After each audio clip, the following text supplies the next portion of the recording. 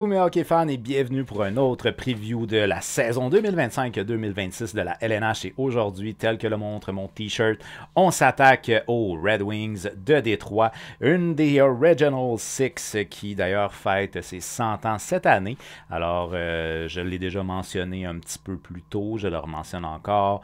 Les équipes américaines ne sont pas des Original Six, dans le sens qu'ils ne faisaient pas partie des équipes originales de la Ligue nationale de hockey, dans la mesure où c'était juste des équipes canadiennes qu'on avait au début, du moins pour la première saison, dont entre autres les Wenders ou les Sénateurs d'Ottawa qui vont disparaître dans les années 20, qui vont revenir juste dans les années 90.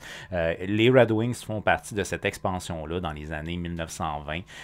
C'est en 1925 que en fait, en 1924 arrivent les Bruins, puis après ça, en 1925 arrive comme le reste là, des Original Six américaines, soit les Red Wings, les Hawks et les Rangers. Les Rangers qui ont joué pendant un bout de temps en même temps que les Americans de New York. Mais dans celles qui existent encore, évidemment, les Rangers, c'est parmi des fameuses équipes qui ont été stables à partir des années comme 1920 quelques jusqu'à mi-1960. Genre. Fait c'est les 100 ans de l'histoire des Red Wings de Détroit. Et pour célébrer le tout, là, ça fait une couple de saisons, je ne me rappelle plus exactement combien de temps, là, mais c'est une couple de saisons qu'on manque les séries du côté de Détroit. On aimerait ça, participer aux séries cette année. Ça serait bien pour les 100 ans de l'organisation d'avoir au moins ce petit printemps-là un peu joyeux. Pour ce qui est de la saison dernière, on a manqué les séries de pas grand-chose, en fait. Là. Au début de la course aux séries, je dirais que les Red Wings étaient peut-être même l'équipe favorite pour se faire une place en série. Et finalement, je dirais que le Canadien a peut-être moins... Le Canadien a connu un bon retour là, des 4 nations, mais vraiment en fin de saison, le Canadien a peut-être moins tassé les Red Wings. Les Red Wings se sont peut-être plus tassés eux-mêmes. Et ça a été plutôt catastrophique en fin de saison du côté de Détroit. Et ça, c'est bien dommage parce que c'est une organisation qui était en selle là, pour avoir une très belle course aux séries éliminatoires la saison dernière. Malheureusement, on a manqué les séries de pas grand-chose. Donc, c'est ça. Une saison décevante parce qu'on visait les séries la saison passée du côté de Détroit. Et on a eu le droit à un petit drama aussi là, de la part du capitaine Dylan Larkin là, qui, lors de la date limite des transactions, il a un peu reproché à son directeur général Steve Yzerman de ne pas avoir essayé d'aider l'équipe. Et ce message-là a peut-être bel et bien été entendu par le directeur général Steve Yzerman. Parce que oui, pendant la saison morte, il y a des additions qui ont été faites. C'est des gars d'expérience. Fait que déjà, ça, c'est quelque chose qui va aider l'organisation d'avoir des gars d'expérience. Entre autres, on a fait l'acquisition du très expérimenté James Van Riemsdyk. Van Riemsdyk, lui, il a 36 ans. On a rajouté aussi un joueur plus de profondeur, Mason Appleton, qui lui jouait avec les Jets de Winnipeg. Puis c'est un joueur qui a joué quand même, là, honnêtement, des rôles importants. Dans son style de jeu un petit peu plus dérangeant et physique. C'est un gars qui va apporter de fiers services si l'équipe rentre en séries éliminatoires, ça c'est sûr et certain. Et le vétéran défenseur, dans le cas de Appleton, 29 ans, le vétéran défenseur de 35 ans, Travis Hamonic, qui est aussi une addition qui a été faite pendant la saison morte par l'organisation des Red Wings de Détroit. Un défenseur que peut-être un peu mal aimé du côté d'Ottawa, mais qui a déjà beaucoup d'expérience dans la ligue. Ça aussi, c'est une addition parce que c'est un gars qui pourrait être top 4, peut-être pas, là, mais qui pourrait être top 4. Fait que on a quand même rajouté un gars qui pourrait être top 6, un gars qui devrait être bottom 6 à l'attaque, sinon un gars qui pourrait être top 4 là, au niveau des défenseurs. Et puis l'addition de John Gibson. John Gibson, c'est quand même notable, c'est le gardien de but partant des dernières années du côté d'Anaheim. Ça a été comme un petit point d'interrogation qu'on a eu la saison dernière du côté de Détroit avec nos deux gardiens, là, que ce soit Cam Talbot ou Alex Lyon. Talbot, quand même, là, 38 ans aujourd'hui, là, fait que c'est un gars qui en reste plus. Il y en a plus en arrière qu'il en reste en avant, mettons. Puis Alex Lyon aussi, ça a été quand même très instable là, pour les deux gardiens la saison dernière. Dans le cas d'Alex Lyon, en 30 matchs, 2,81 de moyenne, 896 d'efficacité. Un peu mieux pour ce qui est de Talbot, en 47 matchs, 2,93, 901 d'efficacité, mais il ne faut pas se fier à ça. L'équipe a été comme ça pendant l'année. Fait que ça a été, il y a des bouts qui ont été très difficiles pour ce qui est des deux gardiens. Fait que l'addition de John Gibson, qui est aussi un gardien de but d'expérience, je pense qu'il a 32 ou 33 ans. Il a 32 ans, John Gibson. Beaucoup d'expérience en tant que partant du côté d'Anaheim. Je pense que Steve Yzerman a entendu le message de Dylan Larkin et je pense que ce qu'on veut pour les 100 ans de l'organisation, straight up to the playoffs. C'est ce qu'on vise du côté des Red Wings de Détroit. On veut pas être dans le mix, on veut être dans les séries, quitte à être top 3 puis s'éviter de faire partie des équipes repêchées. Alors, on revient encore une fois cette année avec bien évidemment Steve Yzerman comme directeur général, sinon McClellan qui est entraîneur-chef. Pas de changement au niveau de l'état-major du côté des Red Wings de Détroit. On a 39 victoires, 35 défaites, 8 défaites en prolongation pour 86 points lors de la saison 2024-2025. Fait que c'est pas très très souhaitable. C'est 43 défaites pour 39 victoires. Une moyenne de buts marqués de 2,87 pour le 22e rang dans la Ligue nationale, ça fait mal. Une moyenne de buts encaissés de 3,16, mais je vous l'ai dit, les deux gardiens, ça a été instable. Puis d'ailleurs, si je ne fais pas erreur, je pense qu'en fin de saison, les deux gardiens étaient blessés, si je me rappelle bien. Puis il me semble que c'était un autre gardien qui était là. Donc, bref. Donc, 3,16 de moyenne de buts encaissés, 21e dans la Ligue nationale. Tu as ça qui sort un peu de nulle part, l'avantage numérique à 27%, ce qui est excellent. 4e dans la Ligue nationale pour les Red Wings. Et puis sinon, bon dernier en désavantage numérique avec 70% d'efficacité, ce qui est catastrophique. Fait que bref, à part peut-être l'avantage numérique qui clash un peu, là, mais sinon... puis d'ailleurs, on est 21e pour les buts marqués, 21e pour les buts encaissés. On a terminé bel et bien 21e dans la Ligue points. Dans le sens que les Red Wings, dans toute la Ligue, avec 86 points, ils ont terminé 21e dans la Ligue, 10e dans la conférence de l'Est. Fait que c'est très ordinaire dernier peloton, là, tu sais. Et l'avantage numérique qui va juste bien. Mais évidemment, en avantage numérique, c'est sûr que, bon, dans le cas, exemple de Lucas Raymond, là, qui est, waouh, quelle saison, la saison dernière, puis ça, c'est le fun à voir du côté de Détroit. C'est sûr que d'avoir un Lucas Raymond qui se développe bien, un DeBrincat, un Patrick King, qui sont des gars qui sont habitués de jouer ensemble, qui sont portés vers l'attaque. D'ailleurs, DeBrincat, 39 buts, là, il a passé à ça du 40 buts cette année. Tu as quelque chose là, pour produire au niveau de l'avantage numérique. Il faudrait que ça se transpose à 5 contre 5, par contre, du côté de Détroit. Ça l'aiderait beaucoup. Alors, le meilleur buteur aura été Alex DeBrincat avec 39 buts la saison dernière, donc très, très proche d'un 40 buts la saison passée. Le meilleur pointeur aura été le jeune Lucas Raymond, 80 points. C'est excellent pour ce qui est de Lucas Raymond à 22 ans, 27 buts et 80 points. On a passé proche du 30 buts. Très, très bonne saison pour ce qui est de Lucas Raymond. Puis il s'établit solide top 6 à 22 ans. Ça, là, on est content de voir ça du côté de Détroit. Le meilleur défenseur de l'organisation, il n'y a pas de secret, c'est Maurice Seider. Un patineur très fluide, je l'adore, lui. Son coup de patin, là, j'adore son coup de patin. 82 matchs, 46 points, moins 5 la saison dernière. C'est un gros défenseur très mobile et ça, c'est le fun. En termes d'espoirs qui sont à suivre-ish, je pense pas qu'ils vont faire partie de l'organisation dès cette année, mais tu sais que ça peut être intéressant de suivre quand même. On a Nate Danielson, qui est peut-être un des plus proches, je dirais, de la Ligue nationale. Un joueur de centre / ailier droit qui est âgé de 20 ans, 6 pieds 2, 187 livres. Pour la part, Danielson, lui, a évolué au niveau de la Ligue américaine la saison dernière. Et ce qui est intéressant, c'est qu'il a connu une bonne première saison professionnelle. Donc, pour lui, c'était des débuts. Et en 71 matchs dans la Ligue américaine, il a 12 buts, 27 passes pour 39 points. Ce qui est quand même pas mauvais là, pour une première saison. C'est un gars qu'on dit de lui qu'il est physique et rapide. On peut dire aussi qu'il est responsable dans son style de jeu. On ne devrait pas le voir cette année, mais sait-on jamais, si les choses se passent vraiment très très bien, ça serait possible. Ensuite de ça, en termes de deuxième espoir, c'est peut-être un des plus excitants à voir du côté des Red Wings de Détroit, c'est le défenseur Axel Sandin-Pellikka, un défenseur de 20 ans. 5 pieds 11, 191 livres. Il a évolué au niveau de la Ligue d'élite de Suède la saison dernière. En 46 matchs, il a 12 buts, 17 passes pour 29 points, ce qui est déjà une bonne saison sur un point de vue offensif. Mais en plus de ça, en séries éliminatoires, il a 8 points en 11 matchs dans la Ligue d'élite de Suède. C'est un gars qui, sa croissance semble bien aller, puis on a hâte de le voir arriver là, à Détroit parce que c'est un beau potentiel qu'on a du côté de la défensive chez les Red Wings. Sinon, ben, on dit de lui qu'il a un bon contrôle de rondelle. C'est un gars qui a une excellente vitesse, un bon hockey high IQ et de très bonnes passes. Il a tous les atouts offensifs. Tous les atouts offensifs pour avoir une belle carrière à LNH. Donc, on lui souhaite. C'est peut-être le gars le plus électrisant à voir aller là, dans les espoirs des Red Wings. Ensuite de ça, en termes de troisième espoir, ben, on va y aller avec Michael Brenzeg-Negar. Alors, pour ce qui est de Negar, lui, c'est un ailier droit, ailier gauche de 19 ans, 6 pieds 1, 207 livres. Il a évolué au niveau de la Ligue d'élite de Suède la saison dernière. En 42 matchs, il a 5 buts, 11 passes pour 5 buts, 6 passes pour 11 points. C'est pas de quoi se péter à la tête ses murs, mais sinon, c'est un gars qu'on dit qu'il est très responsable dans son style de jeu, un two-way player, donc un joueur à double sens, impliqué physiquement avec un tir vraiment précis. Lui, c'est peut-être sa responsabilité défensive qui va lui permettre de crack éventuellement l'alignement en Ligue nationale, parce que c'est pas nécessairement le joueur qui a le plus d'atouts offensivement, mettons.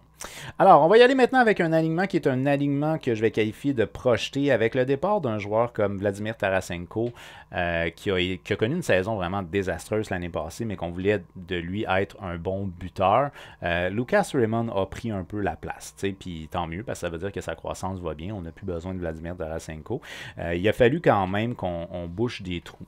C'est là où ça devient intéressant. C'est que quand tes jeunes commencent graduellement à prendre les postes d'importance, ça te permet de sortir des contrats qui deviennent des poids à un certain laps de temps. Mais pour ce qui est de l'avantage numérique, à ce jour, on a encore besoin d'avoir des gars qui ont plus d'expérience comme Patrick Kane du côté de Détroit. Mais c'est pas dramatique, il n'a pas vraiment ralenti dans le cas de Patrick Kane, fait qu'on est confortable avec ça. On a fait de l'acquisition d'un joueur d'expérience qui est James Van Riemsdyk. Moi, j'assume que Van Riemsdyk va être utilisé avec Larkin puis Raymond, tout simplement parce que DeBrincat et Kane, il faut qu'ils soient ensemble, de mon point de vue. Et tu peux pas mettre Lucas Raymond 80 points en 82 matchs sur ton deuxième trio. Il a connu trop une bonne saison, ça va bien avec Dylan Larkin, on les laisse ensemble. Puis j'assume que du côté d'Yzerman, après la sortie publique de Dylan Larkin, on a probablement parlé un petit peu avec Larkin, puis on a fait comme, est-ce que tu penses que Van Riemsdyk, ça pourrait être un bel ajout à ta ligne? Et probablement qu'on a eu cette discussion-là. Moi, je crois très honnêtement qu'il devrait être utilisé sur le premier trio dans le but de garder DeBrincat et Kane ensemble. C'est mon point de vue, mais évidemment, c'est pas moi qui prends les décisions, c'est pas moi, McLellan, donc bref. On prend ça avec un grain de sel. Van Riemsdyk, la saison dernière, 36 points en 71 matchs. C'est un joueur qui est un joueur avec beaucoup d'expérience, 36 ans. Ça sera à voir. Peut-être qu'il va être capable de sécuriser un petit peu plus un gars comme Lucas Raymond. Ça serait cool. Dylan Larkin, encore là, un joueur d'expérience. Lui, c'est fou comment il est steady, année après année, performance. 70 points en 82 matchs la saison dernière. Il est âgé de 29 ans. Lucas Raymond, 23 ans, lui, a connu une saison exceptionnelle, 80 points en 82 matchs. On espère que là, il est assis sur sa performance puis que ça va ressembler à ça. Seulement 23 ans, excusez, ça veut dire qu'il peut avoir des saisons de plus que 80 points. Ça serait vraiment le fun, ça, pour les Red Wings de Détroit. Ensuite de ça, on va y aller avec la deuxième ligne, Alex DeBrincat. Lui, c'est 70 points en 82 matchs. Ce qui est vraiment intéressant, c'est son 39 buts qu'on fait jouer avec Marco Kasper. Dans le cas de Marco Kasper, 37 points, 77 matchs. Vous allez me dire, pas tant impressionnant. Mais dans le fond, c'est que dans le cas de Marco Kasper, 21 ans, très jeune, c'est quand même pas mauvais d'avoir proche de 40 points quand tu as 21 ans dans ta saison dans la LNH, mais on dirait que c'est comme retrouvé, ou du moins, on dirait qu'il a trouvé ses repères sous McLellan, parce qu'en début de saison, on avait l'entraîneur-chef Derek Lalonde, puis ça allait pas si bien que ça pour ce qui est des Red Wings de Détroit. Fait qu'à un moment donné, on a décidé aux alentours de la mi-saison de renvoyer Lalonde, puis on a nommé McLellan comme étant son remplaçant. Et c'est à partir de là que Kasper s'est mis à produire. Fait que, pratiquement la totalité de ses 37 points, c'est comme en demi-saison. La dernière moitié de saison. Fait que c'est raisonnable de croire qu'il aurait pu avoir une saison de plus de 50 points s'il y avait eu ce genre de performance-là. Puis ces performances, ils ont permis de monter dans le top 6. Fait que je pense que dans son cas à lui, ça regarde bien pour l'avenir. Fait que je le mets avec deux gars vétérans. Je le mets avec DeBrincat et avec Patrick Kane, 59 points en 72 matchs. Kane qui a 36 ans cette année. En termes de troisième ligne, on va y aller avec un vétéran, un joueur essentiellement de profondeur qui est Copp, qui est là depuis un petit bout de temps, je pense, à Détroit. 23 points en 56 matchs qu'on fait jouer avec Comfort, 32 points en 76 matchs. Et Berggren, 24 points en 75 matchs. Comme quatrième ligne, ben là, c'est des joueurs de profondeur. Fait que Soderblom, 11 points en 26 matchs que je mets avec Rasmussen, 21 points en 77 matchs. Et Mason Appleton qui pourrait très bien être sur le troisième trio, j'en ai aucun doute. 71 matchs la saison dernière du côté de Winnipeg, 22 points. En termes de scratch, j'y vais avec Watson. Lui, c'est un gros 3 points en 13 matchs, un joueur de 33 ans. En termes de défense, maintenant. En termes de défense, ben là, moi, j'y étais. Ben, je reviens avec Sherrod Sider parce que ça, c'est le pairing qu'on avait. Fait que 13 points en 81 matchs pour Ben Sherrod. Ben Sherrod qui est âgé de 34 ans aujourd'hui, un bonhomme fort physiquement, surtout défensif, qu'on fait jouer avec le très somptueux Maurice Sider. Et lui, c'est 46 points en 82 matchs. C'est notre premier défenseur du côté de Détroit. Fait qu'on aime qu'il se porte à l'attaque, on aime qu'il provoque des choses. Il faut y mettre quelqu'un qui est en arrière de lui, qui est capable de tenir sa position puis de protéger défensivement. Ça a été compliqué défensivement pour les Red Wings la saison dernière. Il faudrait que ça s'améliore au niveau du système de jeu.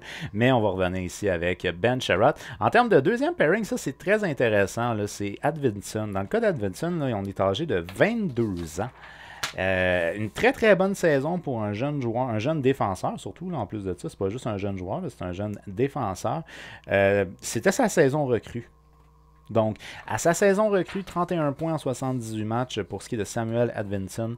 Très bonne saison, on le fait jouer tout de suite dans notre top 4, que je mets avec le vétéran Travis Hamonic, que comme j'ai dit, c'était pas le préféré à Ottawa, un défenseur mobile plus défensif, 7 points en 59 matchs. On lui a reproché beaucoup de mauvaises décisions dans son jeu l'année passée du côté d'Ottawa. Mais bon, écoute, c'est un gars qui a roulé sa base dans la ligue, il a beaucoup d'expérience, de le faire jouer avec un jeune, je trouve ça intéressant. Et j'ai fait sensiblement la même chose au niveau de mon dernier pairing, puisque Gustafsson est âgé de 33 ans et Johansson 24 ans. Gustafsson, c'est 18 points en 60 matchs la saison dernière, que je fais jouer avec Johansson. 9 points en 61 matchs. On fait scratch Justin Hall, dans son cas à lui. C'est un joueur d'expérience. Hall, là, il a 33 ans. Il a joué presque la saison complète l'année passée du côté de Détroit, 73 matchs. Mais je pense que l'addition de Travis Hamonic va un peu le bumper out du 6-pack du côté de Détroit. Du moins, c'est ce que je crois. Et on a aussi fait l'acquisition de Bernard Docker, lui, qu'on a connu du côté des Sénateurs d'Ottawa et des Sabres de Buffalo. Un défenseur que je qualifierais Ligue américaine, Ligue nationale. Là, mais ça fait quand même une profondeur intéressante là, au niveau de la défense. Puis c'est qui avait dit ça déjà? Ah, c'est Marc Bergevin. On n'a jamais trop de défenseurs. Fait on a du défenseur du côté de Détroit qui ont quand même un minimum d'expérience. Fait que c'est intéressant là, quand même au niveau de la position. Ce qui fait que ben, c'est ça. Dans le cas de Sandin Pelika, je ne sais pas si c'est confirmé qu'il va jouer dans la Ligue d'élite de Suède. Je n'ai pas regardé dans son cas à lui. Mais on a hâte de le voir arriver. En termes de gardien de but, ben c'est ça, c'est intéressant. Là, on a fait l'acquisition de John Gibson. Ça devrait être notre gardien de but partant. En partie à cause de toute l'étendue de son expérience, là, parce qu'on s'entend que même s'il a 32 ans, ce gars-là, il a de l'expérience comme un gars de 39 ans, dans le sens qu'il a presque toujours été le partant avec les Ducks d'Anaheim. Ça faisait des années qu'on entendait qu'il va se faire échanger, il va se faire échanger, il va se faire échanger. Et finalement, ça s'est fait pour ce qui est de John Gibson. Un mal-aimé à sa position, parce que pourtant, il y a des statistiques quand même pas catastrophiques. Avec une organisation qui était très coup-ci, coup-ça, les Ducks d'Anaheim, pas plus solide que ça défensivement.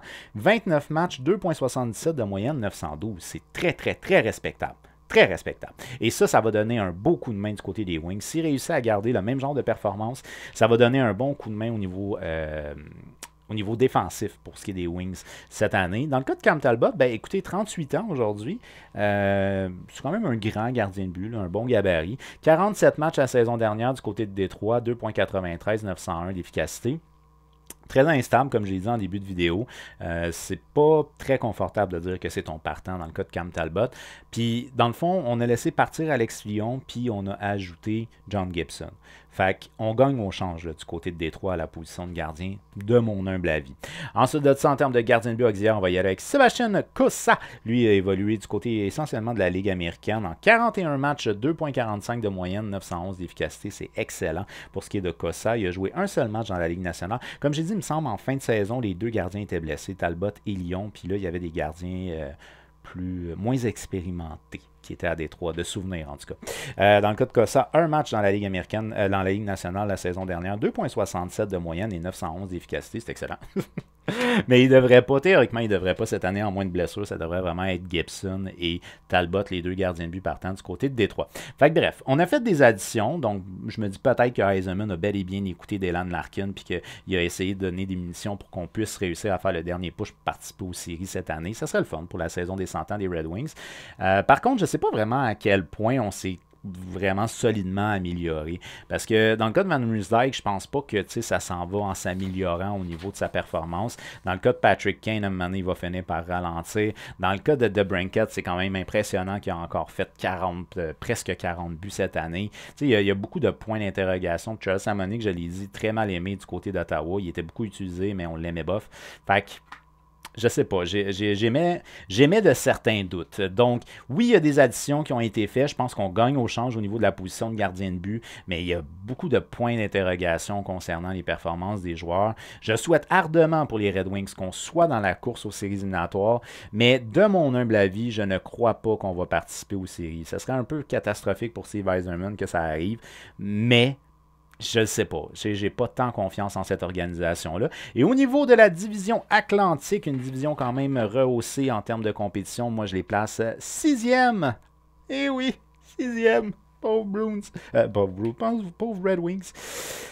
Alors, c'est ça pour ce qui est de mon aperçu des Red Wings de Détroit. D'après toi, à quelle position on va finir dans l'Atlantique du côté de Détroit? Ou est-ce qu'on va participer aux séries éliminatoires? Fais-le moi savoir au travers des commentaires. On lui pas, on fait un petit j'aime, on partage, puisque c'est le fun de pouvoir jaser un peu de hockey avec d'autres partisans de hockey.